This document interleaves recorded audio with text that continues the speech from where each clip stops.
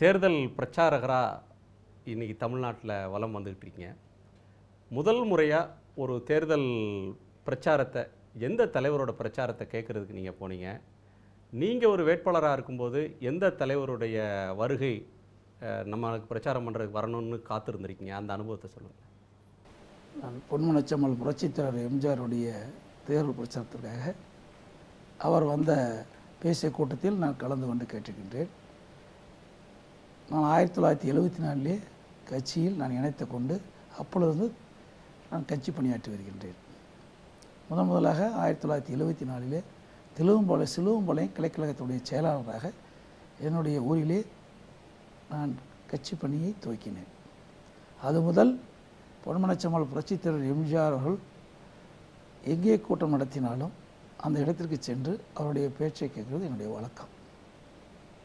அவரால் நான் ஈர்க்கப்பட்டு அவர் மறைவுக்கு பிறகு இதயம் புரட்சித் தலைவி அம்மா அவர்கள் நாங்கள் தலைமையாக ஏற்றுக்கொண்டோம். அதற்கு முன்பாகவே 1984 இதயம் புரட்சித் தலைவி அம்மாவுடைய பேரவை ஆரம்பிக்கப்பட்ட காலகட்டத்தில் மாண்பு அம்மாவுடைய திருநாமத்தின் பேரில் நம்முடைய சேலம் மாவட்டத்தில் எங்களுடைய எடப்பாடி சட்டமன்றத்துக்கு உட்பட்ட பகுதியில் பல இடங்களில் அம்மா திருநாமத்தின் பேரவை ஆரம்பித்து அப்பொழுது செயல்பட்டோம்.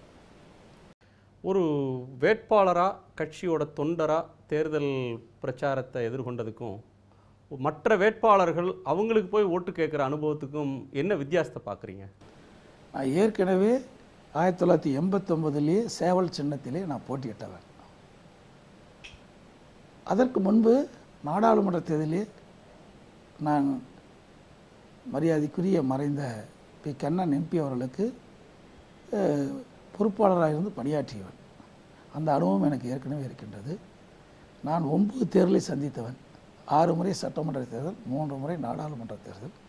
அந்த அனுபவம் முழுமையாக என்னிடத்தில் இருக்கிறது. அது மட்டும் இல்லாமல் மாண்பு இதயம் புரட்சித் தலைவி அம்மா தேர்தல் சுற்றுப்பயணத்தின் போது நானும் சில இடங்களில் சுற்றுப்பயணம் செய்திருக்கின்றேன். அந்த அனுபவத்தை வைத்து தற்போது தேர்தல் பிரச்சாரத்தை துவங்கி சிறப்பான முறையிலே மக்களுக்கு அனைத்து இந்திய அண்ணா திராவிட முன்னேற்றத்துடைய திட்டங்கள், இதயம் புரட்சித் தலைவி அம்மா போட்ட திட்டங்கள் முழுமையாக மக்களுக்கு சேர்ந்திருப்பதை இந்த தேர்தல் பிரச்சாரத்திலே நன்கு உணர முடிகிறது. இந்த தேர்தல் பிரச்சாரம் அப்படின்றது ஒரு கலவையான ஒரு அனுபவம். காலையில் ஒரு இடத்துல தொடங்கி ஒரு 200-300 கிலோமீட்டர் பயணம் பண்ணுறது மாதிரி இருக்கும். எல்லா இடங்கள்லேயும் வேனில் நீங்கள் பிரச்சாரம் பண்ணுறீங்க. ஒவ்வொரு இடத்துலையும் மக்களோட எதிர்பார்ப்பு வேறையாக இருக்கும். இதுக்கான பேச்சு அப்படின்றத எப்படி தயாரிக்கிறீங்க? நான் ஏற்கனவே ஒவ்வொரு பகுதியிலையும் என்னென்ன திட்டங்கள் செயல்படுத்தப்பட்டது என்று அரசிடம் இருக்கின்றது. நான் முதலமைச்சர் இருக்கின்ற காரணத்தினாலே 234 தொகுதியிலும் என்னென்ன பணி நடைபெற்று கொண்டிருக்கின்றது நன்றாக எனக்கு தெரியும். அது மட்டும் இல்லாமல் பொன்மனச்செம்மல் புரட்சித் தலைவர் எம்ஜிஆருடைய 100ஆண்டு விழா அனைத்து மாவட்ட தலைவர்களும் நாங்கள் நடத்தினோம்.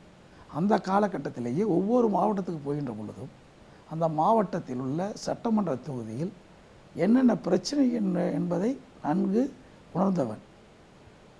பொன்மனச்செம்மல் புரட்சித் தலைவர் எம்ஜிஆருடைய 100ஆண்டு விழாவிலே ஏற்கனவே முடிக்கப்பட்ட பணிகளை துவக்கி வைத்திருக்கின்றேன். புதிய பணிகளுக்கு அடிக்கல் நாட்டி வைத்திருக்கின்றேன். அடிக்கல் நாட்டப்பட்ட அரசு விழாக்களுக்கு போகிறது ஒரு வித்தியாசமான இல்லை. அனுபவம். அப்போ போகும்போது பிரச்சாரத்துக்கு போகும்போதே பல பிரச்சனைகள் இடத்துல கொடுத்திருக்கின்றார்கள்.